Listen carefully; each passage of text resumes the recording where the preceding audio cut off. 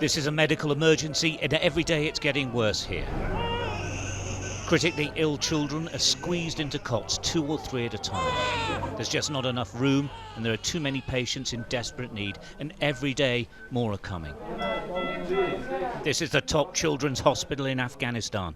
It's the best there is, but they're running out of everything: medicine, supplies, equipment, everything. Medical staff know they just can't treat their patients, but they keep trying anyway.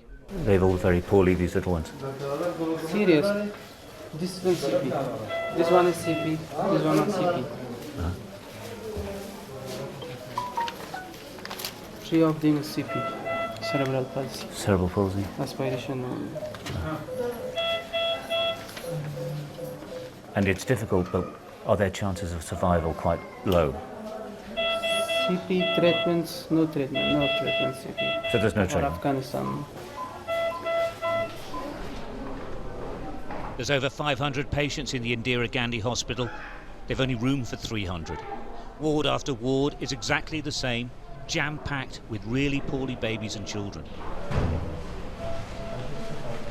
The head doctor says they're overwhelmed by demand and lack of equipment. Is necrotizing encephalitis. Foreign aid lost after the Taliban takeover is critical, he says, if they are to save lives. There's a need for some good drugs. Yes. You don't purchase from outside the hospital. And this is a big problem. Our peoples, like this, are very poor. We have need some, like we need for ventilator machine. We don't have ventilator. There's a need for ventilator. We don't have CPAP machine, ventilator machine, for ICU. This is a very need for ICU.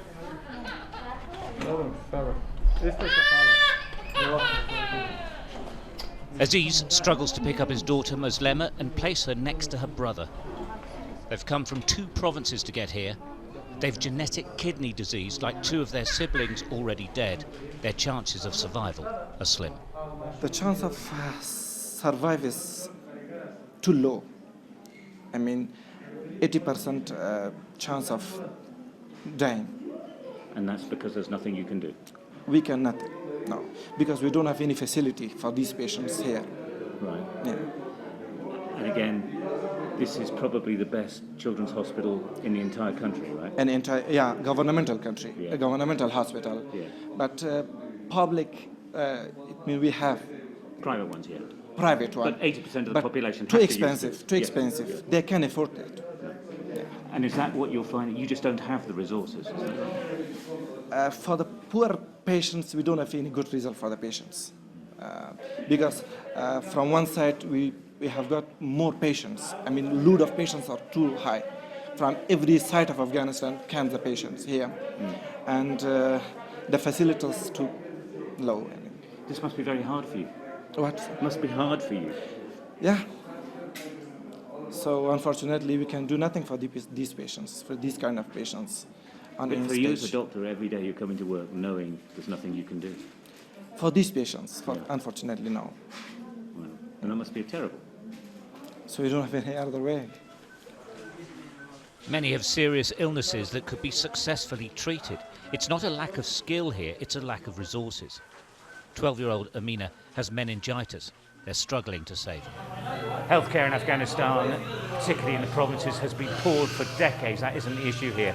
The point is, we're in the best children's hospital in the whole of the country, and they're overwhelmed. They just don't have the resources, they don't have the money, they don't have medicines, and many of the children who come here are simply going to die, not because they couldn't be treated, but because there is no way of treating them. They need international community help. The Taliban are in charge here. Indeed, an armed guard was assigned to us the whole time. It's one of the problems for the international community.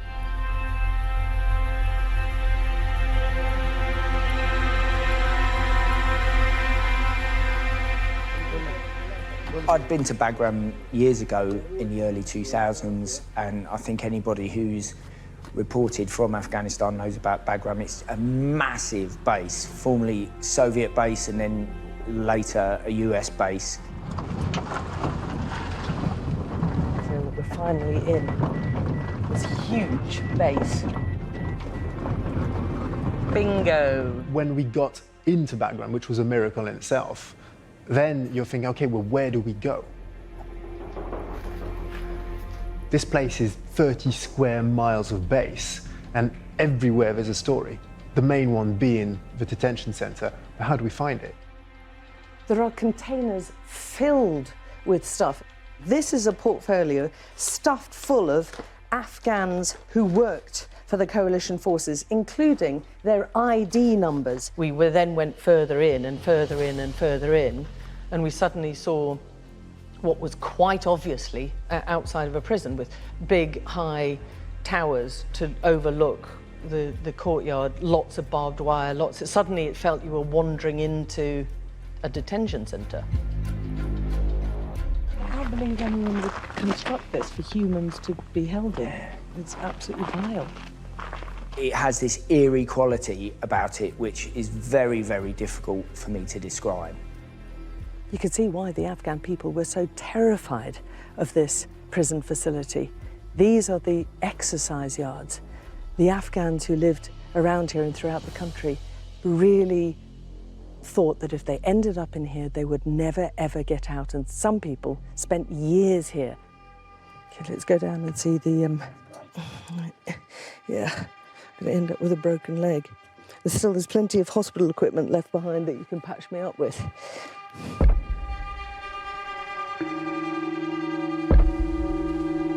What a horrible, horrible place. It was like someone had led a trail of breadcrumbs of evidence, and we followed it all right into the heart of this detention centre and found the storeroom packed full of the sort of paraphernalia of prison and torture. What is wrong with these people? This is what they, when they first arrived, this is what they were given, wasn't it? Soap, given cable ties, there's toothpaste. It was initially built and run by the Americans. Then they claimed they handed it over to Afghan control, but the Americans were still there pretty much up until they upped and left suddenly.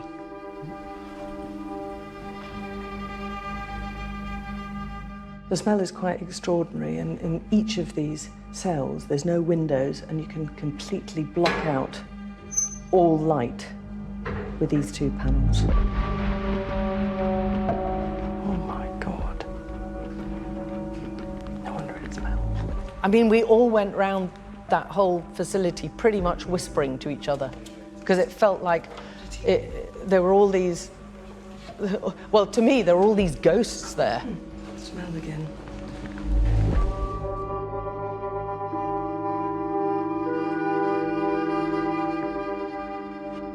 These are the creepiest things in this whole place. It's a pretty creepy place. Blackout goggles. So that's basically to deprive you of sight. That's sensory deprivation.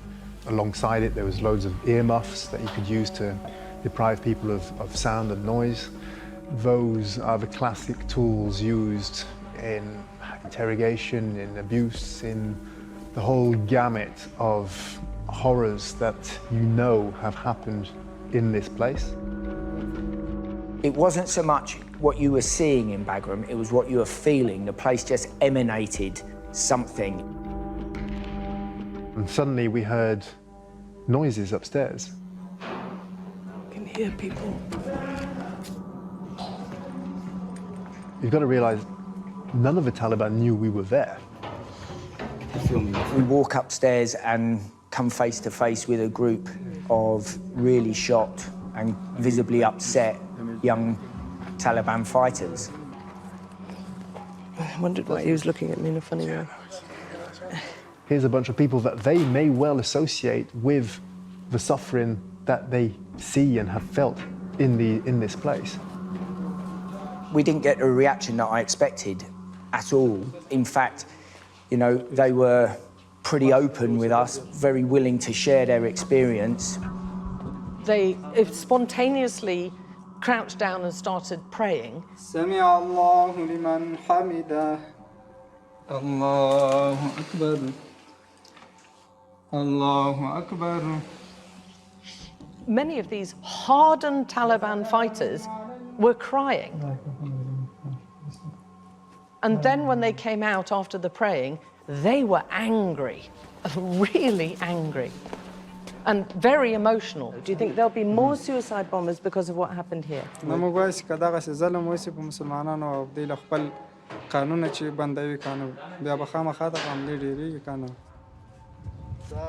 I think you would have to be superhuman to emerge from an experience like that and not absolutely hate the system, the people, the country who put you in there. We like to think of, you know, the way we behave in war as right and wrong, good and bad, good guys, bad guys. But actually what Bagram showed me was that that's just not the case. And actually the reality is far more blurred than that and much, much more complicated than we like to think. Hi, welcome to The Pursuit of Truth. So the clips you saw at the beginning were from Sky News. The first one was Stuart Ramsey going around a hospital, the best private hospital, not there may be other public ones, but crammed full of children. Obviously I know, like with the media, when they want to create a story because it's the year since Taliban took back Afghanistan, you know, it's easy to create an image by filming a few wards and then making out that it's full of children and women, and whereas that may not be the case. I know, but let's just, that I'm just putting that out there because it's easy for, you know, I can't question the media and then not question their ability to misrepresent, because that happens all the time, where they show a small thing and they microcosm it out to a big thing, and then, you know, when you actually do some checking, you realise, well, it's not actually that much, you know, vis-a-vis COVID-19 and etc. But yeah, let's, on the basis that it is factually accurate what they're talking about. It's a shame that we live in a time where we have to question the media. Not that there's been any other time when we haven't had to, but they're insatiable, you know, to get the story and to make it fit, you know, to get that message across, which is obviously the suffering that's going on in Afghanistan. But that is definitely happening, and these are children that are suffering, as you saw. Children who are going to die, or probably already have died, of diseases already curable in other parts of the world. All they need is equipment, money, and maybe doctors or knowledge, who knows. Any of those things which are freely possible. But of course, because of this money, because America and the West won't give it to the Taliban because they don't acknowledge the Taliban as the rulers of that country, even though previously they were the rulers of that country. And obviously it was America that broke international law and the West when they went and invaded Iraq and Afghanistan using a flimsy UN resolution that Kofi Annan afterwards said was illegal.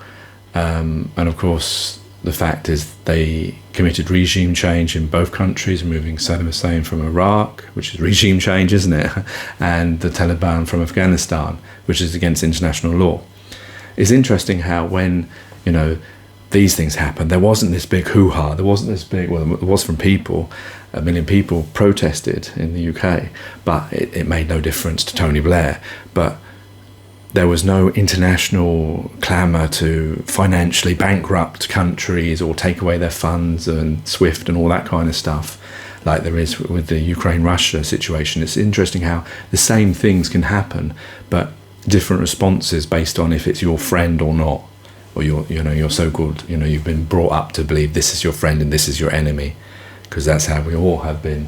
When Russia and China do the same thing, it's like, oh, we have to have embargoes, this is terrible what they're doing, this is international law being broken, this is terrible, let's support people. But when it's the good guys doing it, like when they're Iraq and Afghanistan, no one bats an eyelid. That's the world we live in. That's a hypocrisy that most people do see and just swallow. Says a lot really about us as human beings, that we claim to pertain to truth and honesty and integrity and dignity, and yet we will swallow certain things just because, it's our country or our friend's country.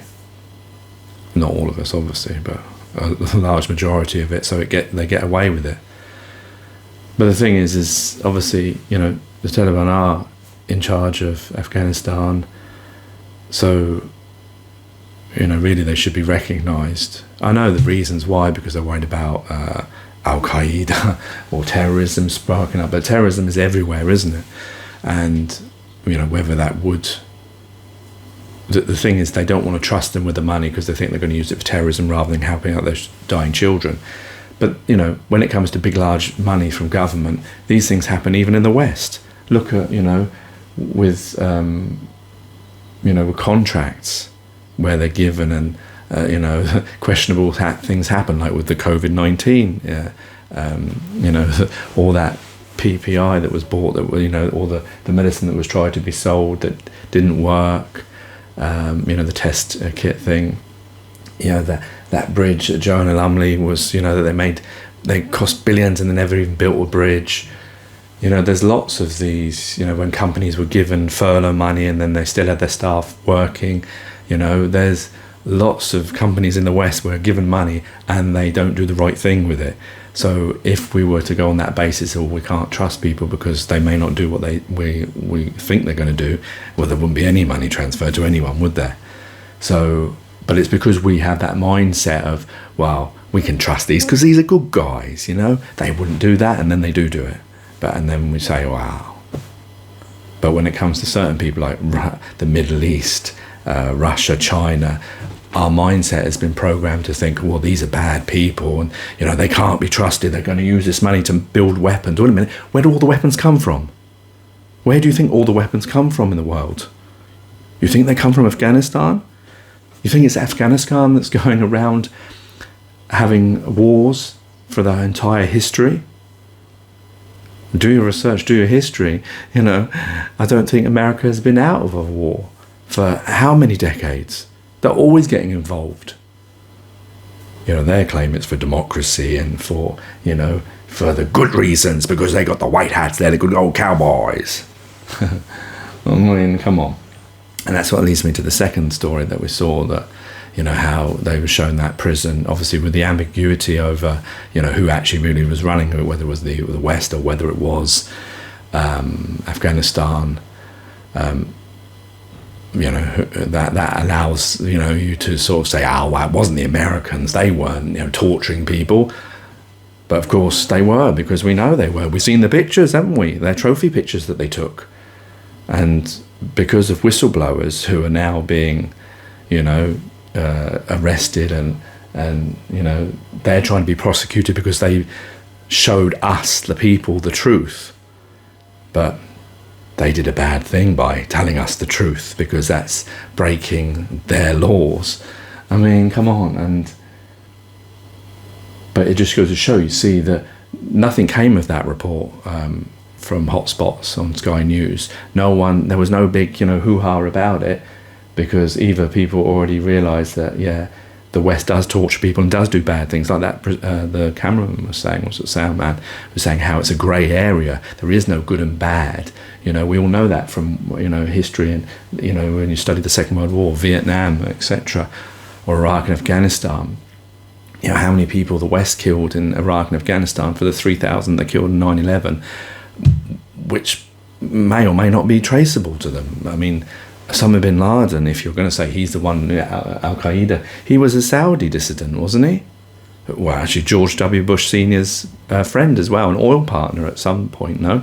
Possibly trained by the CIA when they were on the side of Afghanistan fighting, was it Iran?